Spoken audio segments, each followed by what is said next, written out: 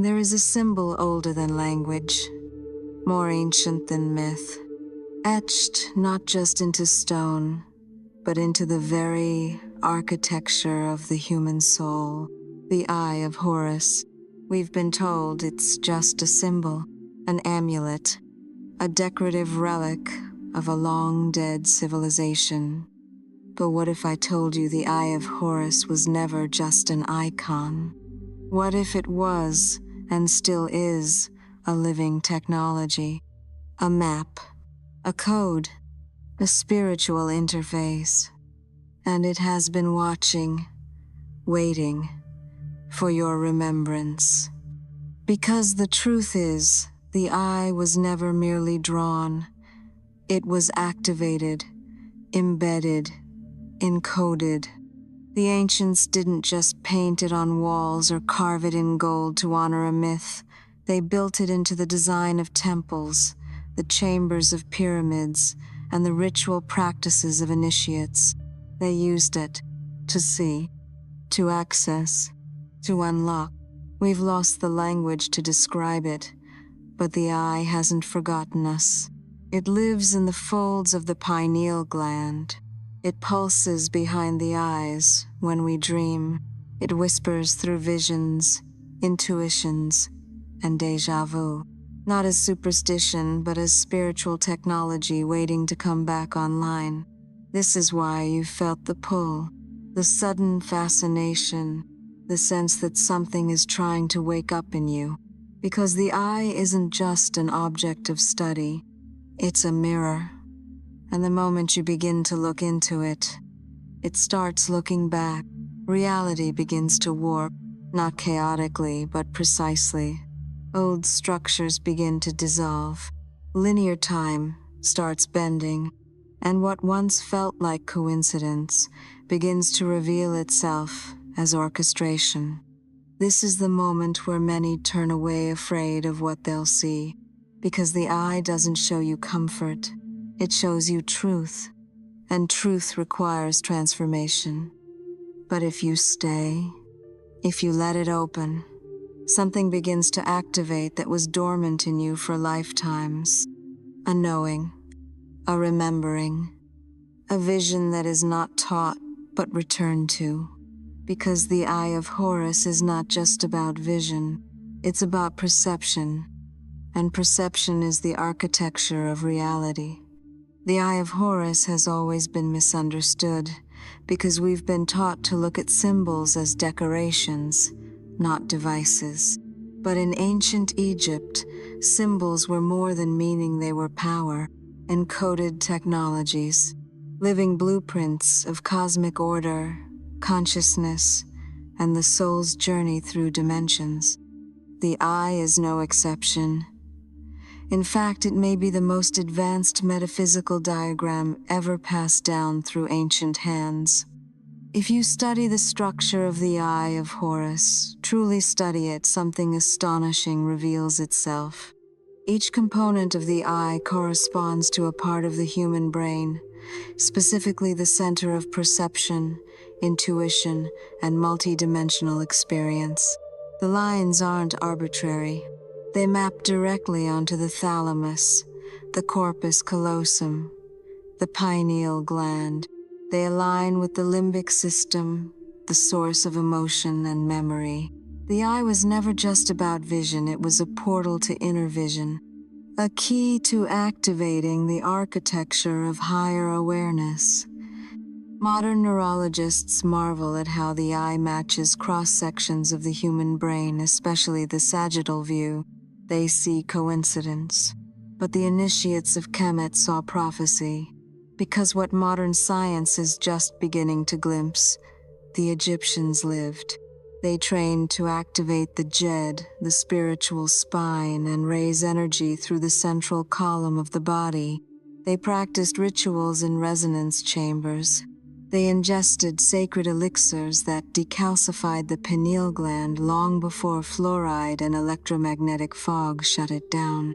The Eye of Horus was the end result of that process, a symbol for one who sees beyond duality, beyond illusion, beyond the veil of material separation. It was not a badge of belief. It was a status of initiation.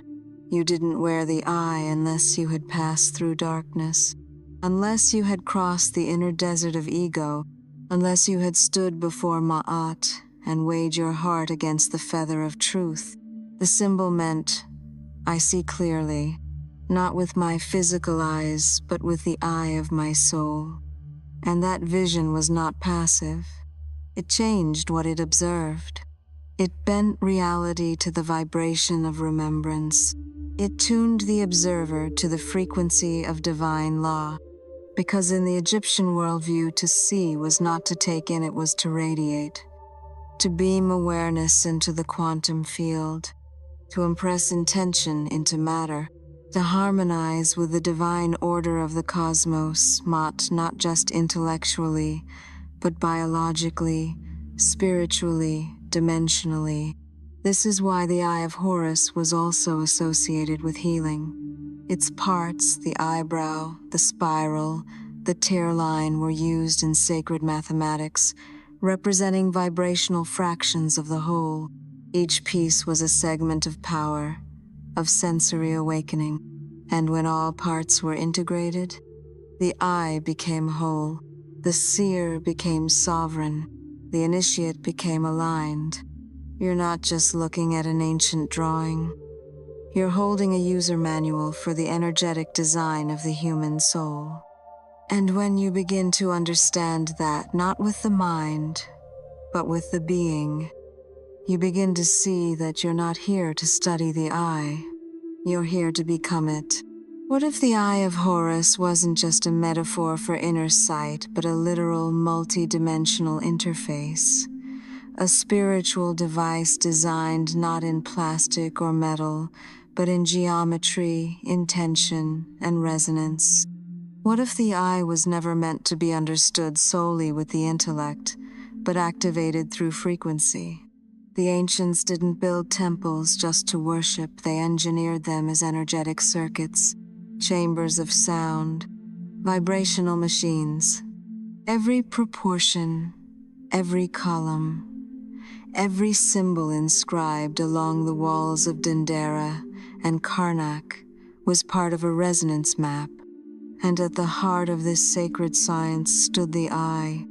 The eye was the user interface, the activation glyph, the bridge between the seen and unseen.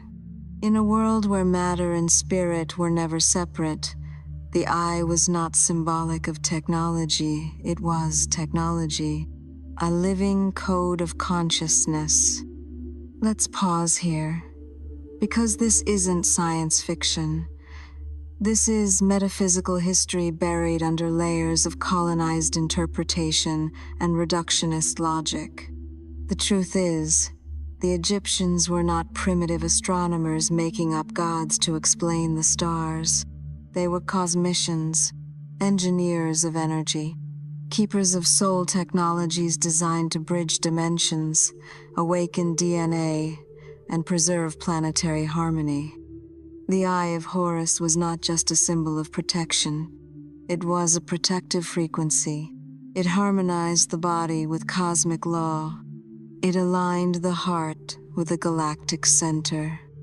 It created coherence between the human system and the living intelligence of the universe. This is why initiates were trained in silence, in visualization, in dreaming techniques and trance states, because the eye was activated not through worship, but through inner precision.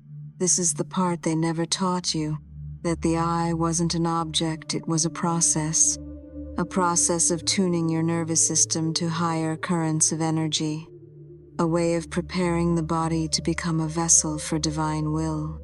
Modern quantum science now speaks of the observer effect, that reality conforms to expectation, that waves collapse into particles based on the presence of consciousness. But the Egyptians lived this. The eye was their observer, their consciousness, their divine witness. And here's the secret, buried in plain sight. You have an Eye of Horus within you. A pineal gland sitting at the center of your brain, capable of transducing light, detecting magnetic fields, and receiving dimensional data. You've been taught it's inert.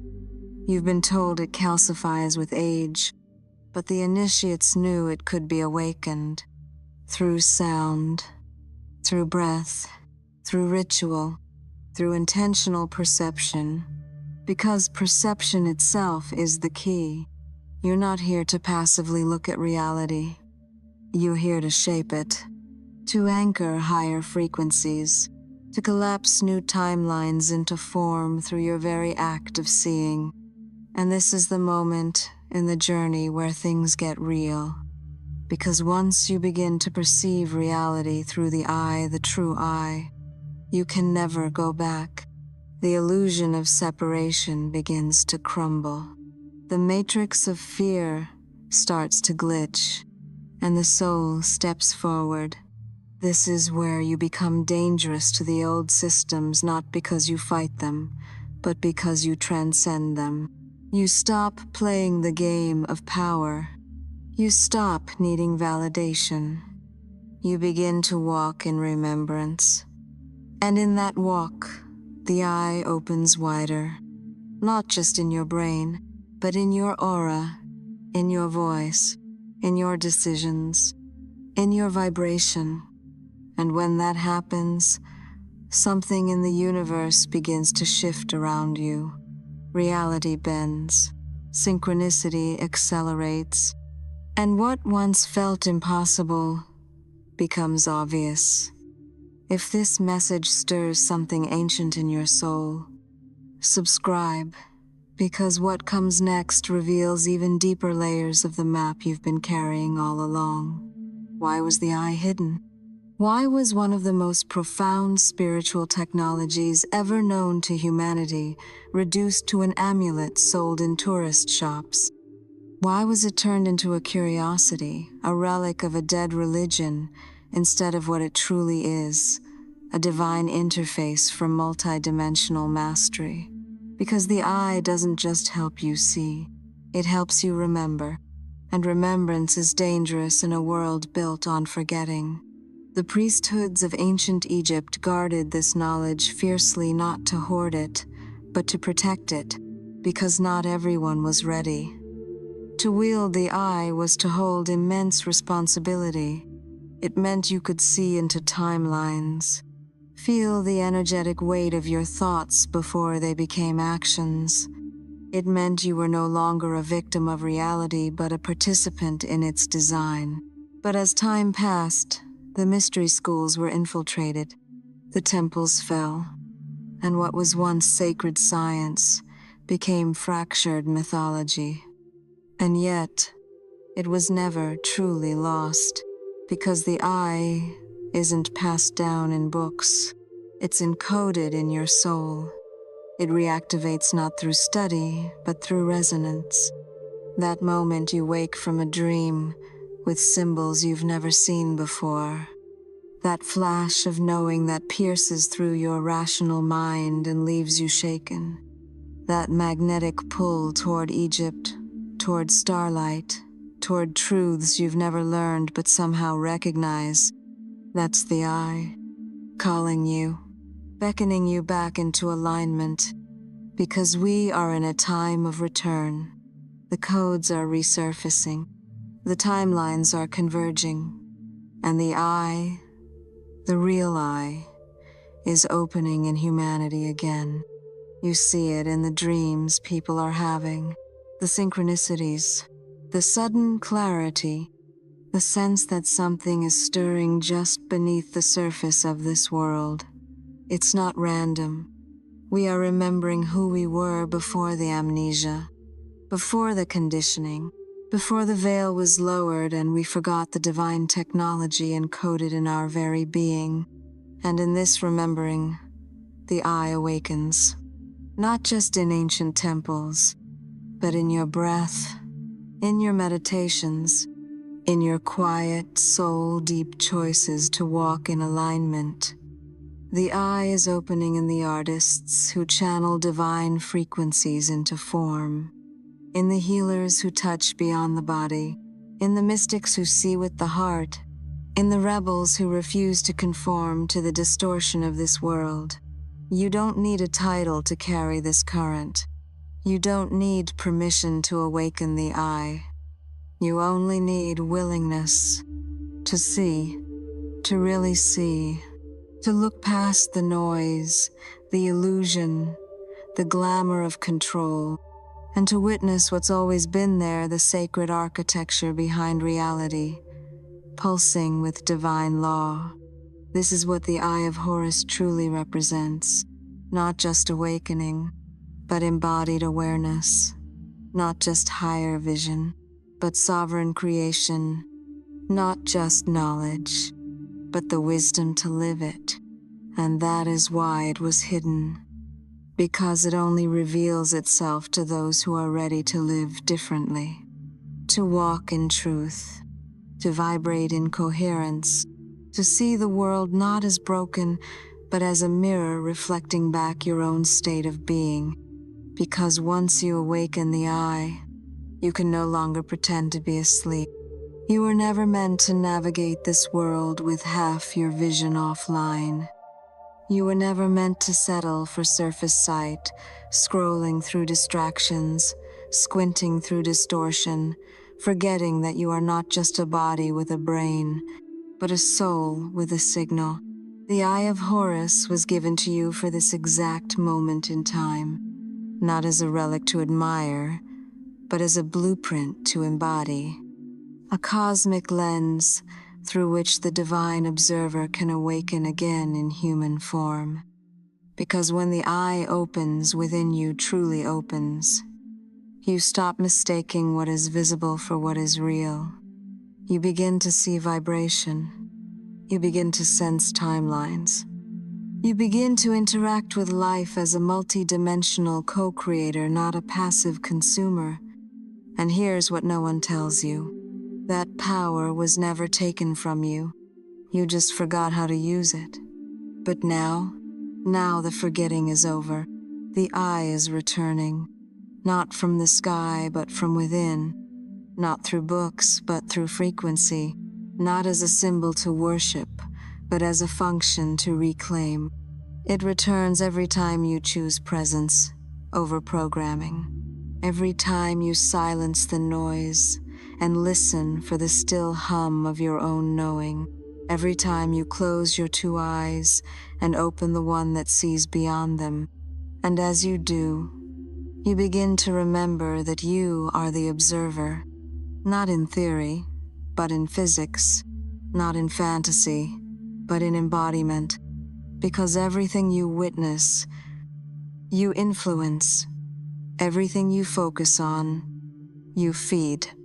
Every fear you bow to, you stabilize, and every truth you walk in, you anchor.